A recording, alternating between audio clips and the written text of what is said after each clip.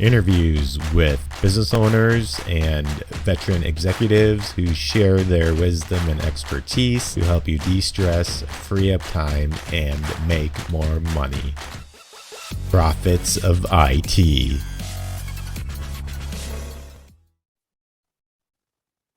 Welcome back to the Profits of IT. I am Jim Punzenberger, your host and the creator of the Managed Prospecting System. If you're looking to generate clients or partners without cold calling, ad spend, or spamming, be sure to check out managedprospectingsystem.com. It's a great Friday here, and I'm very excited to have Chris with me. Chris is a Silicon Valley software startup extraordinaire. He's been involved with over a dozen startups. They've made 6 exits, including 1 IPO. Chris, please introduce yourself and tell us a little bit more about yourself and your company. Yeah, so my name is Chris Maresca. I'm a technologist based in Silicon Valley.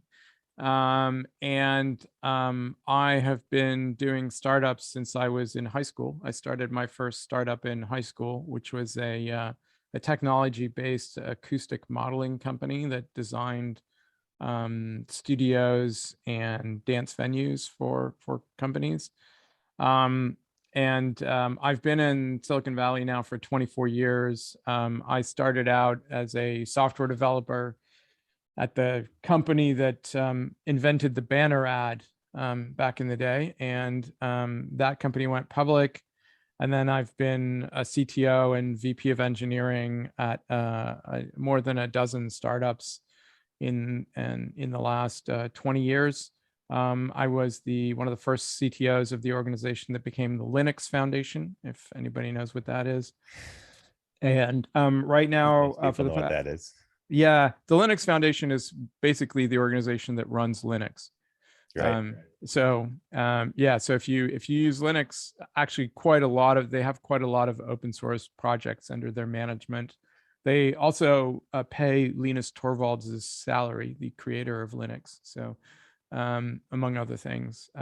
But yeah, quite an interesting organization. Highly recommended. Go check them out. They've got a lot of open source management.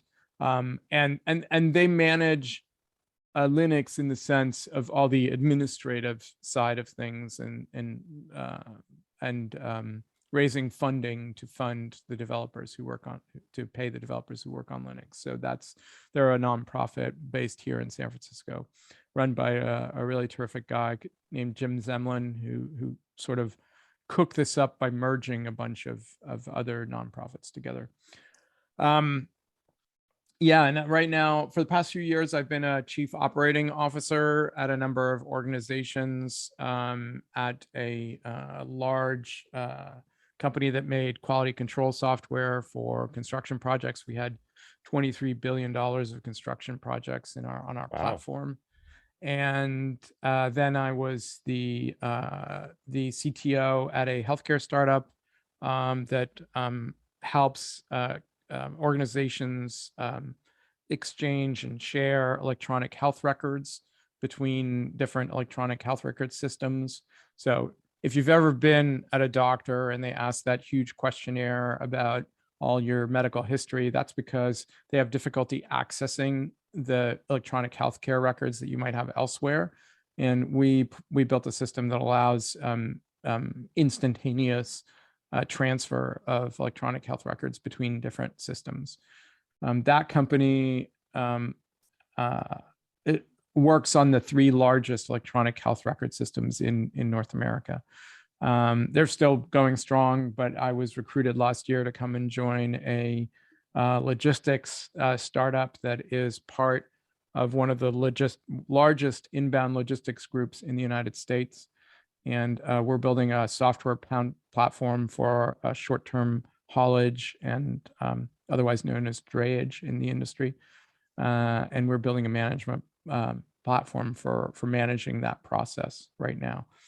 And I've been doing that since November. It's my probably 13th or 14th startup, depending on how you count it. If you count all the ones that failed, because we've all been there, done that. Yes.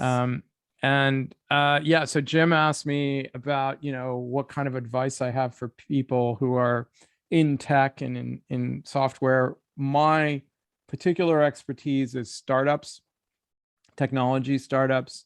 I used to own a consulting firm that did turnarounds on behalf of venture capitalists of software startups. So I have way too much insight into what works and what doesn't work. But that same company also did technology strategy for major technology companies like IBM, Facebook, Microsoft, Oracle, and a bunch of others. Um, uh, there's two things I've noticed over the years. The first thing I've noticed is that people don't listen to customers. This is especially true in startup land where everybody has a bunch of assumptions. And I will say right now, all of your assumptions are wrong. You need to actually get data about what customers want. It's gotten better in the last few years as, agile processes and various other methodologies are pushing people towards customers, and the whole space of product management has emerged as something that's important. But this is true at all levels, whether you are IBM or Motorola or Microsoft. Not listening to customers is a huge deal. In fact, at Microsoft, I did a project where they said, Linux is eating our lunch and stealing all of our customers. What do we do about it? And my proposal was, well, why don't you port SQL Server to Linux? And I almost got my head chewed off by some Microsoft executives that are heavily overweight. But lo and behold, now sort of maybe 10 years later, they did that. And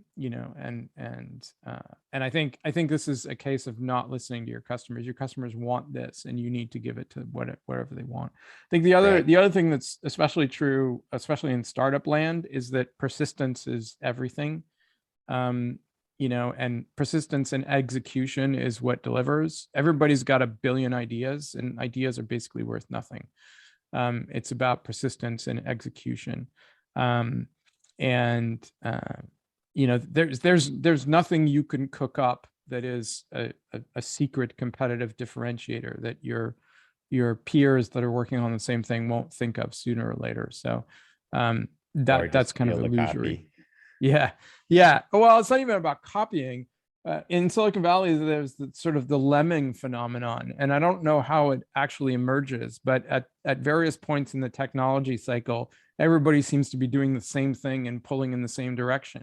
And inevitably, they're all coming up with similar answers. So and even like, oh, this company's been in stealth mode for 3 years. Yeah, but I know 4 other companies that are doing the exact same thing. They're in stealth mode too, and yeah, for the last 3 years as well, and it's only if the only way you get an advantage in that context is if you're super, super early. But if you're too early, nobody wants to give you any money because they don't understand what you're trying to do. So there's like this secret window possibly where you could get an advantage. But even then, most of the time it's the runners up that do well. You think of Google, for example, as the behemoth. Well, yep. Google wasn't the first search engine. Right. There were tons before it. They were probably the 10th or 12th or 15th. I don't even know. And the same thing with Apple. I mean, Apple didn't invent the smartphone. We had smartphones before that. But they were a fast follower that figured out everything that was wrong, all the experiments before, and they just looked at that and went, well, we can do this better. So that's usually true in a lot of cases. Or you take Uber. There were other car sharing services before that. There was a company called Zimride before that was pretty popular. So I think that's also the lesson is sometimes it's about timing, and more often than not, as an innovator, you will be too early. It's hard to get the timing right. Especially if you live in a place like Silicon Valley, which is ahead of the rest of the world. You always think, oh yeah, this is great, everybody will use this, but it takes the rest of the world 5 years to catch up to that idea. So yeah, so those are the kinds of things I would focus on. Any final thoughts about this? No, I think well, one final thought. I think the other part of this is you always need to be learning. Things change so much all the time that if you're not constantly learning, then you're going to get left behind. And this is especially true if you're in tech.